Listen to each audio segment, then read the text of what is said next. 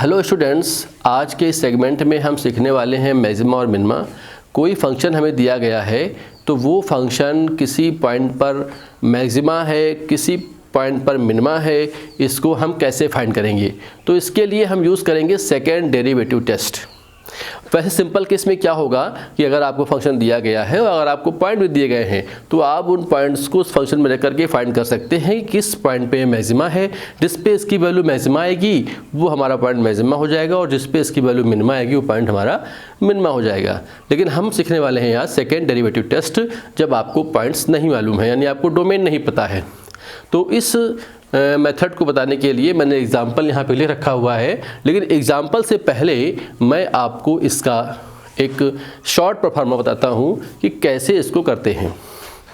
जब भी आपको कोई फंक्शन दिया गया हो y बराबर fx के फॉर्म में, तो पहला काम तो आपका ये है कि आप इसको एक बार डिफरेंशिएट कर दें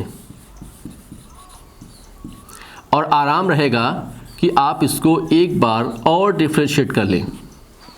इस प्रकार से आपको फंक्शन को दो बार डिफरेंशिएट करना है।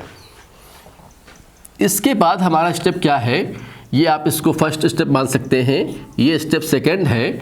और फिर आप क्या करेंगे, थर्ड स्टेप में आपने जो f डैश x निकाला है इसको पुट कर देंगे इक्वल टू 0। फिर आप इसे जनरल फॉर्म से क्या कर लेंगे, फैक्टराइज कर लेंगे। फैक्टराइज करने से क्या होगा, आपको x की वैल्यूज मिल जाएंगी। ठीक है। अब जो आपको वैल्यू मिली हुई हैं वो फोर्थ स्टेप में आप क्या करेंगे कि dy बाई dx की वैल्यू यहाँ पे x1 पर, ऐसे x2 पर आप फाइंड कर लेंगे। और फाइंड करने के बाद आप ये पाएंगे कि अगर मैं इसको दूंगा, फोर्थ स्टेप का नाम दूंगा मैं, कि अगर वैल्यू आपकी निगेटिव मिलती है, किसकी, f डबल डैश x की, यानी कि d2y बाई dx2 में अगर आपने जो पॉइंट सॉल्व किया है अगर आप उसको लगा रहे हैं और अगर उसकी वैल्यू निगेटिव मिलती है तो इसका मतलब ये हुआ कि वो मैक्सिमा एट दैट पॉइंट है।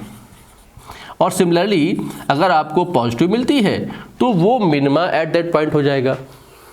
ये हमने पॉइंट निकाले हैं, जो हमने ये पॉइंट निकाले हैं ये पॉइंट्स हैं कि जो हमारा फंक्शन है जो हमने ले रखा हुआ है वो उस पॉइंट पे मैक्सिमा और मिनिमा है। अगर आपसे पॉइंट पूछता है तो आपका सम यहीं पर फिनिश हो जाएगा, लेकिन अगर आपसे पूछता है मैक्सिमा मिनिमा वैल्यू तो आप उस पॉइंट को चूज़ करेंगे जिस पे हमारी वैल्यू क्या आ रही है, नेगेटिव आ रही है। जब आप इस वैल्यू को, मान लीजिए आपका x1 पर ये नेगेटिव आ गया है, तो ये जो वैल्यू आप निकालोगे ये आपकी मैक्सिमम वैल्यू होगी। ऐसे ही अगर आपको वैल्यू निकालनी है मिनिमम, तो जिस पर आपका वैल्यू पॉजिटिव आ रहा है, जब आप उस x के लिए फंक्शन का वैल्यू फाइंड करोगे तो वैल्यू हमारी वो मिनिमा हो जाएगी। क्योंकि किसी भी सम को करने के लिए, किसी भी प्रकार के सम को करने के लिए हमें उसका कॉन्सेप्ट जो है एकदम से क्लियर होना चाहिए। ठीक है, तो आपने इसको देख लिया है, समझ में आपको आ गया होगा। अब मैं इस पर एक एग्जांपल लूँगा जिससे आपको सम करने में आसानी रहेगी और आप अच्छे से इसको सीख जाएंगे। दोस्तों, मैं यहाँ बता दूँ आपको कि जब मैं टॉपिक पढ़ा रहा हूँ तो ये पॉसिबल नहीं है कि मैं अब सारे सवाल आपको बता सकूँ, क्योंकि जो सवाल आपको नहीं आ रहे हैं मुझे नहीं पता है कि सवाल आपको कौन से नहीं आ रहे हैं। तो मैंने आपके लिए दे रखी है सुविधा कि अगर आपको कोई सम नहीं आ रहा है और आप चाहते हैं उस सम को पूछना, ये सम आपका इंटर लेवल से लेकर के ग्रेजुएट से होता हुआ अगर यूपीएससी लेवल तक जा रहा है तो भी आप पूछ सकते हैं। लेकिन ध्यान रहे, उस टॉपिक को पढ़ने के बाद आप मुझे कमेंट बॉक्स में कमेंट करेंगे, फिर मैं आपको नंबर प्रोवाइड करूँगा जिस पे अपने आप सम भेजेंगे और फिर मैं उसका सोल्यूशन आपको प्राइवेट भेज दूँगा। ठीक है, तो आपको बिल्कुल भी नहीं घबराना है। अगर आप घर में बैठे पढ़ाई कर रहे हैं तो आप हमारे चैनल को सब्सक्राइब कर लीजिए और आप अपने मनचाहे सवालों का हल फाइंड कर लीजिए। ठीक है दोस्तों, तो आइए करते हैं, हम एक सम हमने ले रखा हुआ है जिसको हम सॉल्व करने वाले हैं। देखिए, मैं इसे करता हूँ, पहले क्या करूँगा, पहले मैं इसको एक बार में जो इसको है डिफरेंशिएट कर लेता हूँ। ये करना आपको आता ही है आराम से। जब आप करेंगे तो आपको मिलेगा 6x² माइनस 18x प्लस 12। जैसा कि मैंने बताया है कि एक बार डिफरेंशिएट करने के बाद आप उसे एक बार और कर लेंगे, तो मैं कर लेता हूँ। इससे मुझे बार बार करना नहीं पड़ेगा। ये आपका आ गया फिर मैंने क्या बोला है, फिर मैंने बोला है कि आप एफ डैश एक्स को इक्वल टू 0 करने वाले हैं, तो मैंने इसको 0 कर दिया। तो ये आपका आ रहा है 6x² - 18x प्लस का 12 इज इक्वल टू 0। अब मैं इसे करने वाला हूँ, फैक्टराइज करने वाला हूँ। फैक्टर करना आपको आता है, फिर भी मैं एक बार आपको इसको सिखा देता हूँ।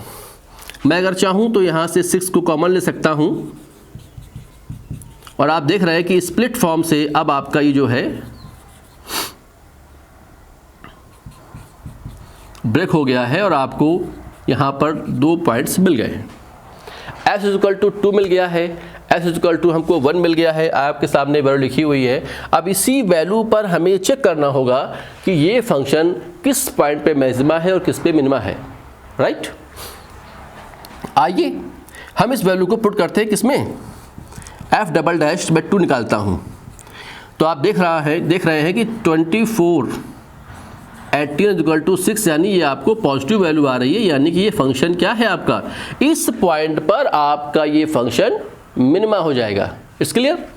सिमिलरली आप एफ डबल डैश 1 निकाल लीजिए, तो आप देख रहे हैं कि 12 माइनस 18 आ जाएगा, यानी कि आपका 6 माइनस का आएगा, और इस पर हमारा क्या फंक्शन आ गया, ये फंक्शन हमारा मैक्सिमा आ गया। तो अब अगर सम में ये पूछा जाता है कि आप मुझे ये बताइए कि किस पॉइंट पे मैक्सिमा है, किस पॉइंट पे मिनिमा है, तो आपके सामने आंसर आ चुका है। लेकिन ध्यान रखा जाए, अगर वो कहता है find the maximum and minimum value for the function, तो सम हमारा यहाँ पे फिनिश नहीं हो रहा है, हमें एक स्टेप और आगे बढ़ना होगा। क्या करना होगा, मुझे इस F2 को यहाँ पुट करना होगा, इसमें पुट करना होगा मुझको, ठीक है। मैं पुट कर रहा हूँ, ये आपका 2 × 8 हो जाएगा, ये आपका 9 × 4 हो जाएगा, ये 12 × आपका 2 हो जाएगा, प्लस 6 हो जाएगा।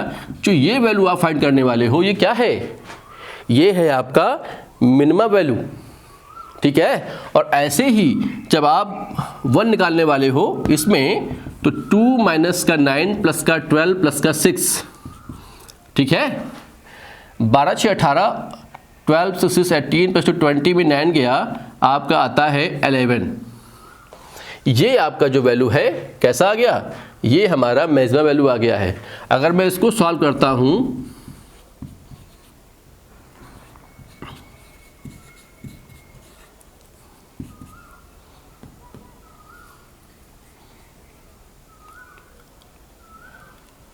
चौबीस और 36,